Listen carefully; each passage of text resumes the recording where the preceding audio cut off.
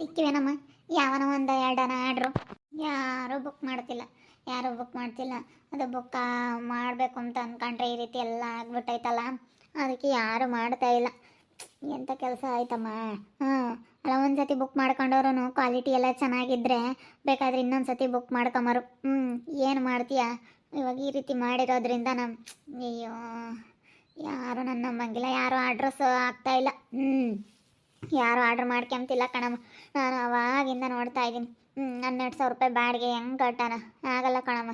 ಈ ಮನೆ ಸುಮ್ಮನೆ ಹೊಸ ಮನೆ ಚೆನ್ನಾಗೈತೆ ಅಮ್ಮಂಗೆ ಅನ್ಸುತ್ತೆ ಅಷ್ಟೇ. ಇಲ್ಲಿ ಬಂದಾಗಿಂದಲೂ ಬರೇ ನಮಗೆ ತೊಂದರೆನೇ. ಈ ಮನೆಗೆ ಬಂದಾಗಿಂದಲೂ ಕೆಲಸನೂ ಕಳ್ಕೊಂಡ್ವಿ, ಇಬ್ಬರಳೂ ಇರೋ ದುಡ್ಡನ್ನು ಕಳ್ಕೊಂಡ್ವಿ, ಸೈಟನ್ನು ಕಳ್ಕೊಂಡ್ವಿ, ಎಲ್ಲ ಕಳ್ಕೊಂಡ್ವಿ. ಅದಕ್ಕೇ ಬಾ ಹೋಗೋಣ. ಭೂಮಿ ಹತ್ರ ಹೋಗ್ಬಿಟ್ಟು ಆ ಮನೆಗೆ ಅಲ್ಲಿಗೆ ಹೋಗೋಣ. ಆ ಮನೆಯಾಗಿದ್ದಾಗಲೇ ವಾಸಿ ಆಗಿತ್ತು ನಮಗೆ, ಚೆನ್ನಾಗೆ ಕೈ ಬಾಯಿ ಎತ್ತಿತ್ತು, ಒಳ್ಳೇದಾಗಿತ್ತು ಕಣಮ್ಮ ಮನೆಯಾಗಿದ್ದಾಗ. ನಿಜ. ಒಂದೊಂದು ಮನೆಯಾಗೆ ಹಂಗಂಗೆ ಆಗುತ್ತಂತೆ. ಒಂದೊಂದು ಮನೆಗೆ ಬಂದಾಗ ಅದೃಷ್ಟ ಅನ್ನೋದು ಚೆನ್ನಾಗಿ ಕುಡಿ ಬರುತ್ತಂತೆ, ಒಳ್ಳೇದಾಗುತ್ತಂತೆ. ಆದರೆ ನೋಡಮ್ಮ, ಈ ಮನೆಗೆ ಬಂದಾಗಿಂದ ನಮಗಂತೂ ಹೊಸ ಮನೆ ಅಂತ ಅನ್ನಿಸ್ಕೊಂಬತ್ತು ಅಷ್ಟೇ. ಆದರೆ ಈ ಮನೆಗೆ ಬಂದಾಗಿಂದನೂ ಎಲ್ಲ ಕಳ್ಕೊಂಡ್ವಿ. ತುಂಬ ಬೇಜಾರಾಗ್ತೈತೆ. ಏನು ಮಾಡೋಣ ಏನೋ ಅನ್ನಿಸ್ತೈತೆ. ಹೋಗಿ ಬರೋಣ ನಮ್ಮ ಅಲ್ಲಿಗೆ ಅವ್ರ ಮಂತಕ್ಕೆ. ಅಯ್ಯೋ, ಅವಳು ಹೇಳ್ಕೊಡ್ತಾಳೆ ಸುಮ್ಮನಿರು. ನೀನು ಅವ್ರ ಮೊದಲೇ ಇವಾಗ ಮ್ಯಾಲಮ್ಮಂಗ ಇದ್ದಾರೆ. ಅವಳು ಭೂಮಿ ಹೆಂಗೆ ಒಪ್ಕೊಂಡ್ರೆ ಅವಳು ರಂಜಿ ಸುಮ್ಮನಿರಲ್ಲ. ಏನೋ ಬಿಡು, ನನ್ನ ತಂಗಿ ಅಂತ ಒಪ್ಕೊಂಬಲ್ಲ, ಏನಿಲ್ಲ. ಹಂಗಿದ್ದು ಮಾಡ್ತಾಳ. ನಂಗಂದೆ ಎದ್ದಾಗ ಅಲ್ಲಿ ರಂಜಿ ಸಿಕ್ಕಿದ್ಲು. ರಂಜಿ ಹಿಂಗೆ ಆಗೈತೆ ಕಣೆ, ಇವಾಗ ಬಾಡಿಗೆ ಕಟ್ಟಕ್ಕಾಗಲ್ಲ ಅಂದೆ. ನಾನೇ ಹೇಳ್ತೀನಿ ಭೂಮಿ ಕೊಡಬೇಡ ಅಂತ. ಕೊಡಲ್ಲ, ನಿಮ್ಮಂಥವ್ರಿಗೆ ಮಾತ್ರ ಕೊಡಲ್ಲ ಅಂತ ಅಂದ್ಲು. ಅದಕ್ಕೆ ಹೆಂಗ ಭೂಮಿನ ತಗೊಂಡು ಪಟ್ಟು ಕೇಳಮ್ಮ ನೀನೇ. ಮನೆ ಬಂದಾಗಿಂದ ನಂಗೆ ಒಳ್ಳೇದಾಗಿತ್ತು, ಆ ಮನೆಯಾಗೆ ಇರ್ತೀವಮ್ಮ ನಾವು ಅಂತೇಳಿ ಮಾತಾಡಿನಿ. ಏನು ಮಾಡೋಕ್ಕಾಗುತ್ತೆ? ಹೋಗತ್ತೆ. ಎಂಥ ಕೆಲಸ ಆಯ್ತು. ಮತ್ತೆ ಎಂಥ ಕೆಲಸ ಆಯಿತು ಅಂದ್ರೆ ನಿಜವಾಗ್ಲೂ ತುಂಬ ಬೇಜಾರಾಗ್ತೈತ ಕಣಮ್ಮ. ಇರೋ ಕೆಲಸ ಎಲ್ಲ ಕಳ್ಕೊಂಡು ಇವತ್ತು ಎಂಥ ಪರಿಸ್ಥಿತಿ ಬಂತಲ್ಲಪ್ಪ ನಮ್ಗೆ ಅನ್ನಿಸ್ತೈತೆ. ಹೋಗು. ಅಯ್ಯೋ ದೇವ್ರೆ, ಇವಾಗ ಏನು ಮಾಡೋಣಪ್ಪ ದೇವ್ರೇ ಪರಮಾತ್ಮ ಅನ್ನಿಸ್ತೈತೆ ನನಗಂತ. 12,000 ರೂಪಾಯಿ ಬಾಡಿಗೆ ಕಟ್ಟೋಕ್ಕಲ್ಲ, ಒಂದು 20,000 ಖರ್ಚು ಬರುತ್ತೆ. ಹಿಂಗೆ ಮೊದ್ಲಂಗೆ ಆರ್ಡ್ರ್ ಎಲ್ಲ ಸಿಕ್ಕಿದ್ರತ್ತ ಏನು ಮಾಡೋಕ್ಕಾಗೋದು? ದಿವಸ ಒಂದು 10 ಕಳಿಸಿದ್ರು ನನಗೆ ಒಂದೊಂದು 100 ರೂಪಾಯಿ ಇಕ್ಕೊಂಡು ಮಾರಿದ್ರು 1,000 ರೂಪಾಯಿ ದುಡ್ಡು ಆಗೋದು ಬೇಡ, ಒಂದು 200 ರೂಪಾಯಿ ಇಕ್ಕೊಂಡ್ರು ದುಡ್ಡು ಆಗೋದು. ಒಂದು 100-200 ಒಂದು ಸೀರೆ ಮೇಲೆ ಇಕ್ಕೊಂಡು ನಾನು ಮಾರಿದ್ರು ದುಡ್ಡು ಆಗೋದಪ್ಪ. ಏನು ಮಾಡ್ತೀಯ? ಹಿಂಗೆ ಮಾಡಿಬಿಟ್ಟು ಇವಾಗ ಹಿಂಗೆ ಆಗ್ಬಿಟ್ಟೈತೆ. ಏನು ಮಾಡೋಣ ಅನ್ನಿಸ್ತೈತೆ. ಹೋಗ ನಡಿಯಮ್ಮ, ನಿಂತಾಗೇನೆ ಕೇಳೋಣ ಅದೆಲ್ಲ. ಏನೋ ಹಿಂಗೆ ಆಯ್ತಮ್ಮ, ತಪ್ಪಾಯ್ತು, ಏನಾನ ಮಾಡಿದ್ದು ತಪ್ಪಾಯ್ತು ಅಂತ ಕೇಳ್ಕೆಮ್ಮ. 12,000 ರೂಪಾಯಿ ಬಾಡಿಗೆ ಕಟ್ಟೋಕ್ಕಾಗಲ್ಲ, ಈಗ ಕೆಲಸನೂ ಓತು, ಕೆಲಸನೂ ಈಗ ನಾ ಮಾಡಿರೋ ತಪ್ಪಿಗೆ ನಿನ್ನ ಕೆಲಸದಿಂದ ತೆಗಿಸ್ತೆ ಅಂತೇಳಿ ಮಾತಾಡೋದು ನೋಡಿ. ಇನ್ಯಾವು ಇಲ್ಲ ಕಣಮ್ಮ. ಇನ್ಯಾವು ಇಲ್ಲಮ್ಮ, ಇನ್ಯಾವು ಇದ್ದಾವೆ. ಅದೇ ಅವ್ರು ಲಸ್ಮ ಕರ್ದೈತೆ. ಎಮ್ಮಿದ್ದು ಕೊಡಲ್ಲ, ಮುನ್ಕೊಂಡ್ರೆ ಆಗಲ್ಲ ಎಮ್ಮಗೆ. ಭೂಮಿನ ಮುಂಚೆಗಿದ್ರಲ್ಲ ಆ ಮನೆಯಾಗಿರ್ಬೋದಾಗಿತ್ತು. ಅದು ಇವಾಗ ಯಾರ ಹೆಸ್ರಿಗೈತೆ? ಅದು ಯಾರು ತಗೊಂಡವ್ರು ಹೇಳಿ? ಇವಾಗ ಅದನ್ನ ಯಾರ್ದ ಕಣಮ್ಮ ಗೊತ್ತಿಲ್ಲ. ಅದು ಒಟ್ಟಿನಲ್ಲಿ ಆ ಲಸ್ಮಕ್ಕೊಂದೇನೆ. ಆ ಲಸ್ಮಕ್ಕೊಂದಂತ ಹೇಳ್ತಿದ್ರು. ಅದು ಯಾರ್ದ ಏನೋ ನನಗಿನ್ನ ಸರಿಯಾಗಿ ಗೊತ್ತಿಲ್ಲ. ಏನೋ ಅವಳು ಸುಗುಣನ ಹೆಸ್ರಿಗಿತ್ತು, ಅವಳ್ದ ಯಾರ್ದಪ್ಪ ಗೊತ್ತಿಲ್ಲ. ಇವಾಗ ಸರಿಯಾಗಿ ತಿಳ್ಕೋಬೇಕು. ಏನು ಮಾಡೋದಮ್ಮ? ನಡಿ ಹೋಗೋಣ, ಕೇಳೋಣ ಅದೇ. ಸರಿಯಾಗಿ ಮಾಡ್ಕೊಂಡು ಹೋಗಿದ್ರೆ ಯಾವ್ದು ಇರ್ತಿರ್ಲಿಲ್ಲ. ಇವತ್ತು ಎಂಥ ಕಷ್ಟ ಬಂತಲ್ಲಪ್ಪ ಅನ್ನಿಸ್ತೈತೆ. ಭೂಮಿ ಅಕ್ಕ, ಭೂಮಿ ಅಕ್ಕ, ಒಂದು ಕಡೆ ನಿಂತ್ಕೊ ಬತ್ತಾಳೆ. ಭೂಮಿ ಬಾರಮ್ಮ. ರಂಜಮ್ಮ, ರಂಜು. ಭೂಮಿ ಅಕ್ಕ, ಭೂಮಿ ಅಕ್ಕ, ಭೂಮಿ ಅಕ್ಕ. ಹಸಿಕ್ ನಿಂತ್ಕ, ಹಸಿಕ್ ನಿಂತ್ಕಳೆ, ಹಸಿಕ್ ನಿಂತ್ಕೊಂಡು ಮಾತಾಡೋ ನೀನು. ಭೂಮಿ ಅಕ್ಕ ಕ್ಷಮಿಸ್ಬಿಡು ಭೂಮಿ ಅಕ್ಕ, ತಪ್ಪಾಯಿತು ಭೂಮಿ ಅಕ್ಕ, ನಾನೇ ಸೋತೆ ಬಿಡು ಭೂಮಿ ಅಕ್ಕ. ನೀನೇ ಚಾಲೆಂಜ್ ಮಾಡಿದ್ದೆ ಎಲ್ಲನ, ನಾನು ಯಾವುದು ಗೆಲ್ಲಿಲ್ಲ, ನೀನೇ ಗೆದ್ದೆ ಬಿಡು ಭೂಮಿ ಅಕ್ಕ, ನೀನೇ ಗೆದ್ದೆ. ಇವತ್ತು ನಾನು ಗೆದ್ದಿದ್ದೀನಿ ಅಂತೇಳಿ ನಾನೇನೇನು ಅಹಂಕಾರ ಪಡ್ತಾ ಇಲ್ಲ, ನಾನೇನು ಜಂಬ ಪಡ್ತಾ ಇಲ್ಲ, ನಾನು ತೋರಿಸ್ಕೊಂಡು ಇಲ್ಲ, ನಿನ್ನ ಮುಂದೆ ನಾನು ಹೇಳೋದಿಲ್ಲ ನಾನು ಗೆದ್ದೆ ಅಂತ. ಸರಿನಾ? ನೀನಾಗಿದ್ರೆ ಅಂಥ ಕೆಲಸ ಮಾಡ್ತಿದ್ದೆ. ನಾನೇ ಗೆದ್ದಿದ್ದು. ನಿನ್ನ ಕೈಲಿ ಏನು ಮಾಡೋಕ್ಕಾಯ್ತು? ನೀನು ಏನು ಮಾಡಿದೆ? ಏನು ಕಿತ್ಕೊಂಡೆ? ಹಂಗೆ ಹಿಂಗೆ ಅಂತೇಳಿ ಮಾತಾಡ್ತಿದ್ದೆ ನೀನು. ಆದರೆ ನಾನು ಹಂಗೆ ಮಾತಾಡಲಿಲ್ಲ. ನಾನು ಹಂಗೆ ಯಾರನ್ನೂ ನೋಂಬಕ್ಕೆ ಹೋಗಲ್ಲ, ನಾನು ಮಾತಾಡೋಕ್ಕೂ ಹೋಗಲ್ಲ ಕಣಮ್ಮ. ಭೂಮಿ ನೀನು ಅದಕ್ಕೆ ಹಿಂಗಿರೋದು ದೇವ್ರ ಅದಕ್ಕೆ, ಮತ್ತೆ ನಿನ್ನ ಹಿಂಗೆ ಇಕ್ಕಿರೋದು. ಇವಳಿಗೆ ಗೊತ್ತಾಗಲ್ಲ, ಸುಮ್ಮನೆ ಮಾತಾಡುತ್ತೆ, ಏನಿಲ್ಲ, ಮಕ ತಿಳಿಯಲ್ಲ, ತಿಕ್ಕ ತಿಳಿಯಲ್ಲ, ಮಾತಾಡುತ್ತೆ ಸುಮ್ಮನೆ. ಮಾತಾಡಿ ಹಿಂಗೆ ಮಾಡ್ಕೊಂಡಿರೋದು ಕಣಮ್ಮ. ಯಾವಾಗಂತೂ ಎಪ್ಪಾಯಿಗಳಮ್ಮ ಬೋಲು ಎಲ್ಲ ಇದೆ, ಎಲ್ಲ ಹೋಯ್ತು ಕಣಮ್ಮ. ಆ ಮನೆಗೆ ಹೋದಾಗಿಂದಲೂ 1 ರೂಪಾಯಿ ದುಡ್ಡು ಉಳಿದಿಲ್ಲ ಕಣಮ್ಮ. ಕಳಿಸು ಭೂಮಿ, ಅವ್ರನ್ನೇನು ಇಲ್ಲಿ ನಿಲ್ಲಿಸ್ಕೊಂಡಿದ್ಯಾ? ಅವ್ರ ಮಕ ನೋಡಿದ್ರೆ ನನಗೆ ಸರ್ ಬರಲ್ಲ. ಈಗ ಬಂದವಳೆ ನಮ್ಮ ಮನೆ ಬಾಗಿಲಿಗೆ. ನಡಿಯ ಹಸಿಕೆ, ಎಂತೆಂತ ಮಾತಾಡ್ದವಳು ಯಾಕಿಲ್ಲಿ ಬಂದಿದ್ಯಾ? ನಡಿಯ ಚಿಕ್ಕೆ. ರಂಜು ಅಕ್ಕ, ಭೂಮಿ ಅಕ್ಕ, ನೀವಿಬ್ಬರು ನನಗೆ ಕ್ಷಮಿಸ್ಬೇಕು. ನನಗೆ ಮನೆ ಬಿಟ್ಟು ಹೋಗಿದ್ದಕ್ಕೆ ಇಲ್ಲೋಡೇಲಿ ನಾನೊಂದು ರೂಪಾಯಿನೂ ಆದಾಯ ಮಾಡ್ಕೊಂಡಿಲ್ಲ, ಒಂದು ರೂಪಾಯಿನೂ ನಾನು ಹಿಂದಕ್ಕೆ ಹಾಕಲಿಲ್ಲ. ಎಲ್ಲ ಕಳ್ಕೊಂಡಿದ್ದೆ ಆಯಿತು. ಈ ಮನೆಯಾಗಿದ್ದಾಗ, ನಿನ್ನ ಮನೆಯಾಗಿದ್ದಾಗ ತುಂಬ ಒಳ್ಳೇದಾಗಿತ್ತು ಭೂಮಿ ಅಕ್ಕ. ಆ ಮನೆಗೆ ಹೋದೆ ಇಲ್ಲಿ ನೋಡಿ, ಇಲ್ಲಿ ಎಲ್ಲ ಬರೀ ಅಧ್ವಾನ, ಬರೀ ಬಾಡಿಗೆ ಕಟ್ಟಿ ಕಟ್ಟಿ ಕಟ್ಟಿ ಸಾಕಾಯ್ತು. 12,000 ರೂಪಾಯಿ ಬಾಡಿಗೆ ಕಟ್ಟಿ ಕಟ್ಟಿ ಸಾಕಾಯಿತು ಭೂಮಿ ಅಕ್ಕ ನನಗೆ. ಅದಕ್ಕೆ ಈ ಮನೆಗಿದ್ದಾಗ ನನಗೆ ತುಂಬ ಒಳ್ಳೆಯದಾಗಿತ್ತು. ಆ ಮನೆಯಾಗ ಇವಾಗ ಇರೋಕ್ಕೆ ಇಷ್ಟ ಇಲ್ಲ, ಎಲ್ಲ ಕಳ್ಕೊಂಡೆ. ದುಡ್ಡು, ಒಡವೆ, ನಂದು ಸೈಟು ಎಲ್ಲ ಕಳ್ಕೊಂಡೆ. ಇವಾಗ ಏನೂ ಇಲ್ದಂಗೆ ಆಯಿತು ಭೂಮಿ ಅಕ್ಕ. ಕೆಲಸನೂ ಹೋಯ್ತು, ಎಲ್ಲ ಹೋಯ್ತು, ಏನೂ ಇಲ್ದಂಗೆ ಆಯಿತು ನನಗೆ. ಪ್ಲೀಸ್ ಅಕ್ಕ, ಆ ಕಡೆದ ಮನೆ ಮುಂಚೆ ನಮ್ಗೆ ಹೆಂಗೆ ಬಾಡಿಗೆ ಕೊಟ್ಟಿದ್ದೋ ಹಂಗೆ ಇವಾಗ್ಲೂ ಕೊಡಕ್ಕ ನಿಂತ ಅಮ್ಮ ಅಂತೀನಿ. ಆ ಮನೆಯಾಗಿದ್ದರೆ ನಮ್ಗೆ ಒಳ್ಳೇದಾಗುತ್ತೆ. ಪ್ಲೀಸ್ ಅಕ್ಕ. ಅಲ್ಲ, ಇನ್ನು ಯಾವ ಕೈ ಕೇಳು ನನ್ನ ಮನೆ ಬಾಗಿಲಿಗೆ ಕೇಳಕ್ಕೆ ಬಂದಿದೀಯ ನೀನು? ಮನೆ ಮರ್ಯಾದೆ ಇರೋಳಾಗಿದ್ರೆ ಕೇಳಕ್ಕೆ ಬರ್ತಿರ್ಲಿಲ್ಲ. ನೀನು ಓಟು ಬಿಟ್ಟಿರೋಳಾಗಿರೋದಕ್ಕೆ ನಮ್ಮ ಮನೆಗೆ ನೀನು ಕೇಳಕ್ಕೆ ಬಂದಿರೋದು. ಕೇಳಬೇಡ ನೀನು.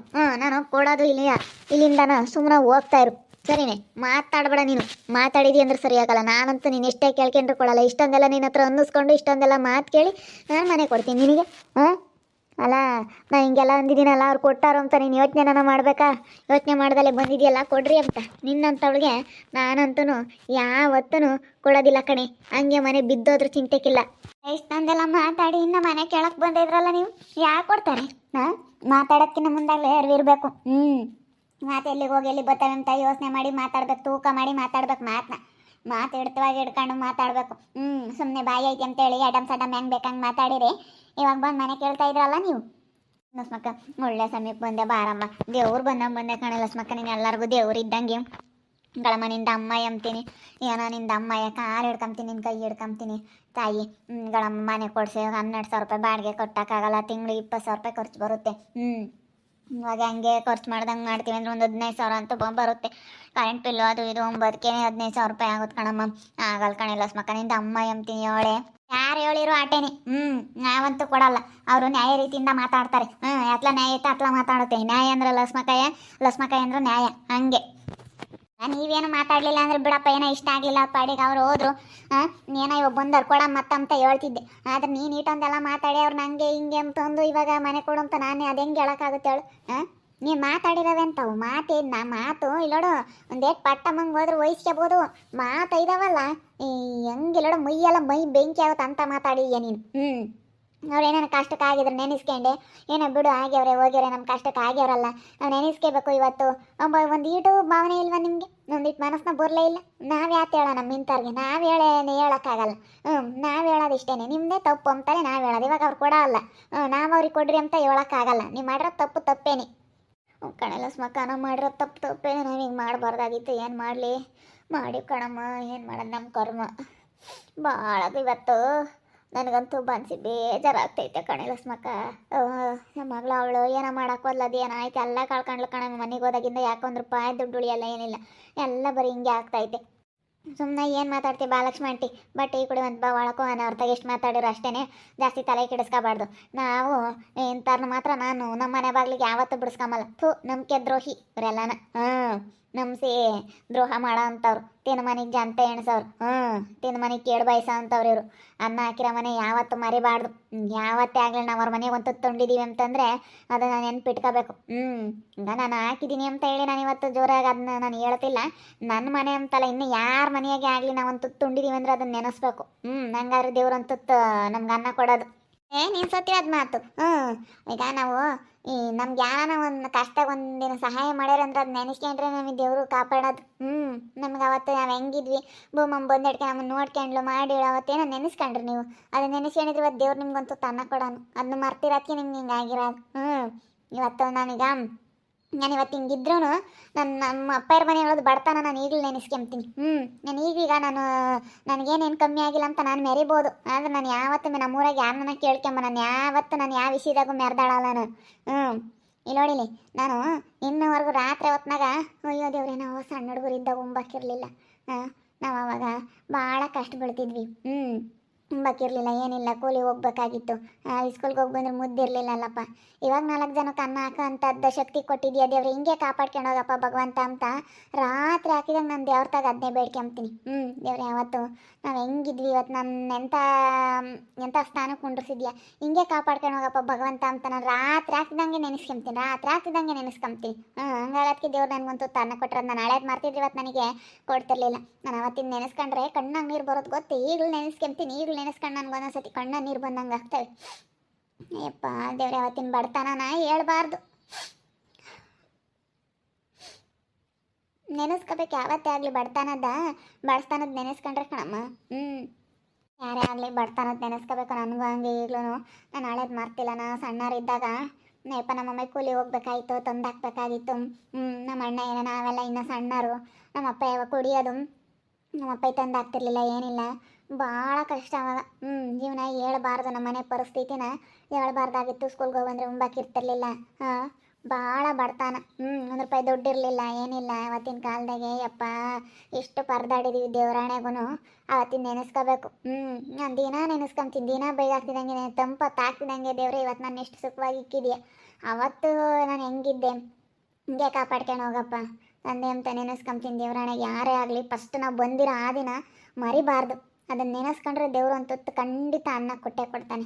ನೋಡ್ತಾ ಇರಿ, ನೆನನಾಗ್ಬೋದಂತ ಮುಂದಿನ ಭಾಗದಲ್ಲಿ ನೋಡ್ತಾ ಇರ್ರಿ. ಹಾಗೆ ವಿಡಿಯೋ ಬಗ್ಗೆ ನಿಮ್ಮ ಅಭಿಪ್ರಾಯನ ಕಮೆಂಟ್ ಮಾಡಿರಿ. ಹಾಗೆ ವಿಡಿಯೋ ಇಷ್ಟ ಆಗಿದ್ರೆ ಲೈಕ್ ಮಾಡಿ, ಶೇರ್ ಮಾಡಿ. ನಮ್ಮ ಚಾನಲ್ನ ಯಾರು ಸಬ್ಸ್ಕ್ರೈಬ್ ಮಾಡ್ಕೊಂಡಿಲ್ಲ ದಯವಿಟ್ಟು ಈ ಕೂಡಲೇ ಸಬ್ಸ್ಕ್ರೈಬ್ ಮಾಡ್ಕೊಳ್ಳಿ. ಓಕೆ ವೀಕ್ಷಕರೇ, ಧನ್ಯವಾದಗಳು.